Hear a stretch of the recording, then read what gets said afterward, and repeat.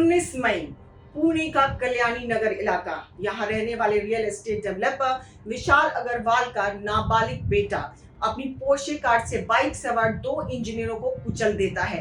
परिणाम स्वरूप बेटा खुद बाल सुधार गृह में, पिता जेल में, दादा भी गिरफ्तार। आखिर ये क्यों हुआ? ऐसा होता ही क्यों है? कसूर उस तेज रफ्तार का, महंगी कार का है, नशे में धुत होकर कार दौड़ा रहा उस बेटे का है, या उस पिता का जिसने नाबालिग बेटे की जिद के आगे हार मानकर पोर्शे की चाबी थमा दी, या फिर हमारे सिस्टम का कि कोई अमीर पिता का बेटा ये सोचता है कि पैसे के बल पर सब कुछ खरीद लेगा, जैसा कि इस केस में भी हो रहा है। नमस्कार, मैं हूं ऋतिका यादव और आप देख रहे हैं कालखंड। हाई प्रोफाइल मामले के संज्ञान में आने के बाद जुवेनाइल जस्टिस बोर्ड आरोपी किशोर को मामूली दंड देने के साथ छोड़ दिया था। मामले के तूल पकड़ने के बाद उस फैसले को रद्द करते हुए आरोपी को ऑब्जर्वेशन सेंटर भेजने का निर्णय दिया गया था।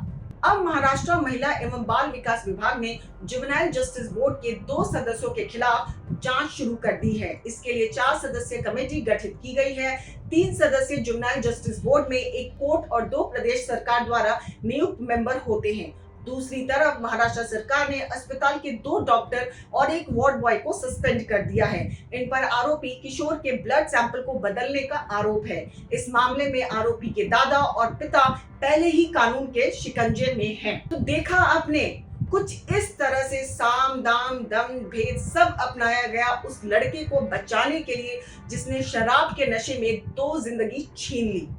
आसानी से कहा जा सकता है कि रईस बाप की औलादें ऐसी ही होती हैं, पैसों के नशे में चूर, बेमुरव्वत, बेखौफ और बहुत हद तक निर्दयी भी।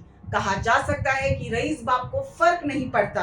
बेटे को बचाने के लिए वो कभी ड्राइवर को खरीदता है, कभी डॉक्टर्स को ब्लड सैंपल डस्टबिन में फेंकने को मजबूर करता है, पुलिस, न्याय व्यवस्था आदि को खरीदने की कोशिश भी करता है। सही है, ऐसा अक्सर होता है। कोई अपनी इस मंशा में सफल होता है, कोई विफल। सवाल ये है कि इस पूरी समस्या की जड़ क्या है? क्या उस पिता ने अपने नाबालिग बेटे को कार ले जाने से मना नहीं किया होगा? जरूर किया होगा, लेकिन आजकल के जवान होते बेटे मानते कहाँ हैं? पिता भी बेटे और उसके दोस्तों के सामने दकियानूसी या कंजूस नहीं कहलाना चाहते। नहीं चाहते कि आज की पीढ़ी उन्हें पुरातन कहकर चढ़ाए। संकुचाते हैं कि उनके बच्चे कहीं ये ना कहें कि उनके माता पिता ओल्ड फैशन हैं। उन्हें उनके आगे ओपन माइंड और नए जमाने का दिखाना होता है। यही सब सोचकर पिता कार की चाबी नाबालिग को देने पर मजबूर हो जाता है।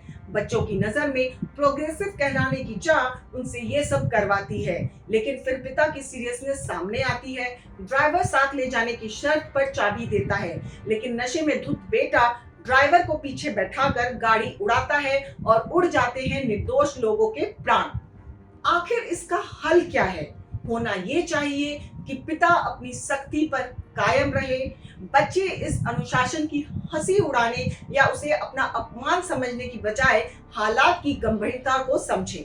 निश्चित ही ऐसे हादसों से बचाव का उपाय बच्चों और पिता की गंभीर समझ से ही निकल सकता है।